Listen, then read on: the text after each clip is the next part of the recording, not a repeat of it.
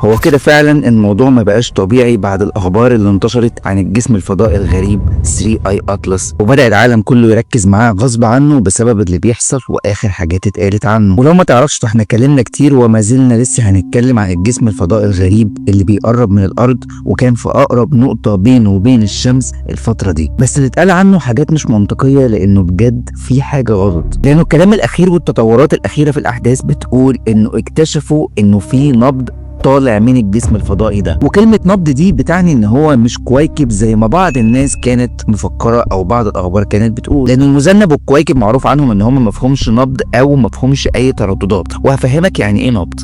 كلمة نبض في الأجسام الفضائية بتتقال على الأجسام اللي ليها متوالية معينة وماشية حسب متوالية فيزيائية اسمها فيبوناتشي سيكونس، والمتوالية دي عبارة عن ترددات بيصدرها الجسم الفضائي عشان يتعاملوا معاها على الأرض، وهي عبارة عن عملية حسابية معقدة من خلالها بيتم التعرف على الجسم الفضائي اللي موجود في الفضاء. بس المرة دي المتوالية دي كان الجسم الفضائي بيصدرها بشكل غريب، وخصوصا إنها متوافقة مع جهة هنا في الأرض، والجهة دي جهة ما كانش كل الناس عارفاها اسمها ال SETI أو Search for Extraterrestrial Intelligence، ودي باختصار عبارة عن جهة أو منظمة مسؤولة عن البحث عن حياة ذكية بره الكرة الأرضية، يعني حياة فيها كائنات تانية ممكن تتفاعل معانا. وبالتالي الجهة دي استقبلت النبض اللي جاي من الجسم الفضائي 3 اي اطلس، وكأنهم بيحاولوا يتواصلوا مع الأرض بالمتوالية دي. بس الغريب في الموضوع إن دي تالت مرة في التاريخ يتم استقبال تردد زي ده من جسم فضائي بره الكرة الأرضية، وعشان كده مش دي الحاجة الوحيدة اللي بتأكد إنه الجسم الفضائي ده هل هو كويكب أو مذنب أو سفينة فضائية. ومن ساعة الأخبار دي ما انتشرت بدأ العالم كله يركز على إنه المعلومات الأخيرة اللي كانت بتتقال إنه في احتمالية إنه يبقى كويكب أو مذنب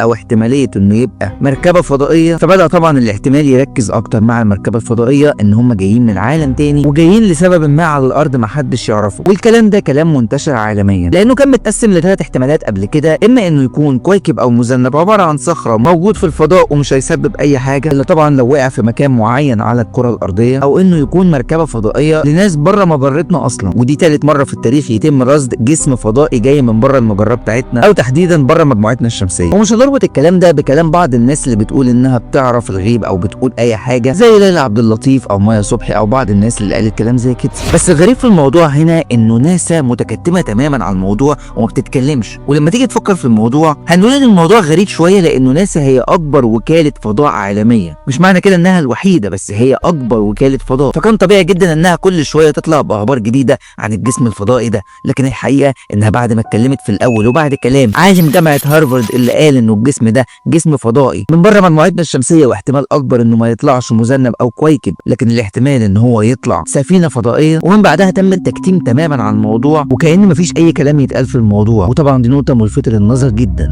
بس الأغرب في الموضوع مش عدم كلام ناس عنه، لكن الأغرب إنه بالتزامن مع الفترة دي والجسم الفضائي عمال يقرب من الكرة الأرضية يطلع نائب رئيس أمريكا ويتكلم في موضوع الفضائيين والمركبات والسفن الفضائية اللي تم رصدها على مدار 50 سنة من قبل كده، وقال في كلامه بالظبط إن في حاجات كتير بتحصل فيزيائيا إحنا مش فاهمينها وما ينفعش نتكلم فيها لأنه في حاجات أكبر من قدراتنا اللي إحنا وصلنا لها في عالم الفضاء والفيزياء. وطبعا هيبقى صعب إن نائب رئيس أمريكا يطلع يتكلم في الكلام ده في التوقيت ده بالذات، لأنه من الآخر جسم 3 اي اطلس وحسب كلام كل الناس اللي بتتكلم عنه فهو كاسر كل قوانين الفيزياء اللي إحنا عارفينها من زمان وماشي بطرق غريبة وعمال يغير من نفسه غير كل المذنبات أو الكويكبات اللي إحنا كنا شفناها قبل كده. وأبسطهم إنه حاليا دلوقتي مختفي حد كبير ورا الشمس، بس الموضوع ما كانش اختفاء بس، لأنه الخامس مرة في مدة قليلة بيغير لونه تاني للون الأزرق بعد ما كان أخضر وأصفر وكل شوية بيغير اللون ده على غير الطبيعي بالنسبة لأي كويكب. ده غير إنه الفترة الأخيرة اتكلمنا عن إن في ناس كتير قالت إنه طلع له حاجة زي دي وكأنه بدأ يتفاعل مع الشمس، والمرة دي في نبضات أو ترددات معينة بتطلع من الجسم ده عشان يتم حسابها بطرق معينة كأنها رسالة خاصة بيحاولوا يوصلوها. أنا عادل مجدي شير كتير جدا الموضوع ده عشان نشوف إيه التطورات اللي هتحصل الفترة اللي جاية والخاصة بالجسم الفضائي 3 اي اطلس واللي شاغل دماغ العالم كله حرفيا في التوقيت ده. وطبعا أولا وأخيرا مفيش حاجة هتحصل غير بإذن ربنا في أي توقيت، وكل الموضوع هي مبادئ علمية ومتابعة للأجسام الفضائية الغريبة. وطبعا مستني رأيك، هل أنت متوقع إن العالم كله ماشي ورا سراب ودي مجرد إشاعات بتتردد لينا، ولا بجد ممكن يكون في حد من عالم تاني بيحاول يوصل لنا؟